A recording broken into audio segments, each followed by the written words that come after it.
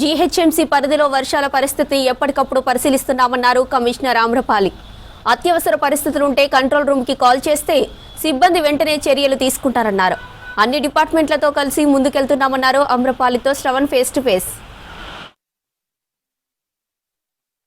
GHMC commissioner Amrapali ఫీల్డ్లో తిరుగుతున్నారు. Madam ఎట్లా మేడం వాటర్ స్టాగ్నేషన్ పాయింట్ 141 ఉన్నాయి కదా, అక్కడ పరిస్థితి ఎట్లా ఉంది?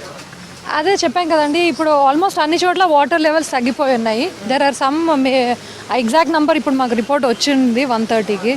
దాని ప్రకారం under control as of now. వర్షం లేదు కదా. సిఎస్ గారితో మాట్లాడారు కదా, ఏమన్నా పర్టికులర్గా ఏమైనా ఆదేశాలు ఇచ్చినారు? అంటే సిఎస్ గారు అలర్ట్గా ఉండి చేయమని చెప్పారు. రెవెన్యూ మినిస్టర్ గారు కూడా ఉండారు మీటింగ్లో. So we had a detailed review అన్ని జిల్లాలకి.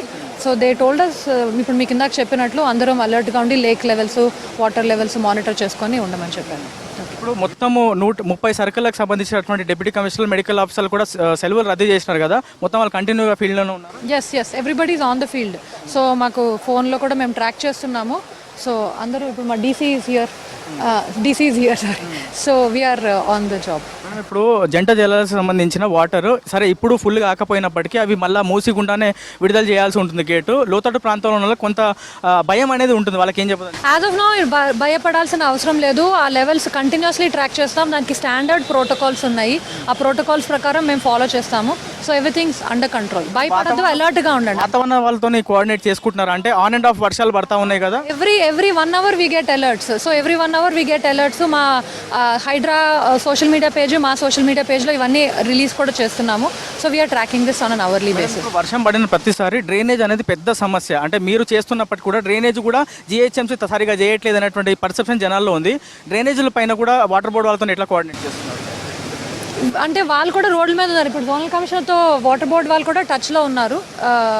ఇప్పుడు యాజ్ ఆఫ్ నౌ ఇప్పుడు మనం ఓన్లీ రియాక్షన్ మోడే ఈ రోజు చేయగలిగింది. We're on the job. GHMC ప్రధాన కార్యాలయం ముందు వచ్చిన చెట్టు పడింది, మరి తీసేస్తాం. అన్ని చెట్లు తీసేస్తాం, పడిపోతుంది. హుస్సేన్ సాగర్ లో మానిటరింగ్ ఉందా madam? Hussain Sagar track levels shoes ద్వారా 3 ఫీట్లను పైకి లేపినారు కదా, ఇంకా ఇది ఫ్లో పైనుంచి వస్తే విల్ కీప్ రిలీజింగ్. సెలవులు ఎన్ని రోజులు? నాకు వర్షం ఆగే వరకు. వాతావరణ శాఖ ఏం చెప్తుంది? రేపు ఒక రోజు ఉందా, మళ్ళీ రేపు ఉంది అయితే రాష్ట్రాలు లేకపోతే మళ్ళీ ఉన్నాయి? యాజ్ ఆఫ్ నౌ అయితే రేపు హెవీ రెయిన్ఫాల్ ఉంది. రేపటి వరకు ముఖ్యమంత్రి గారితో మీటింగ్లు ఏమైనా ఉన్నాయి?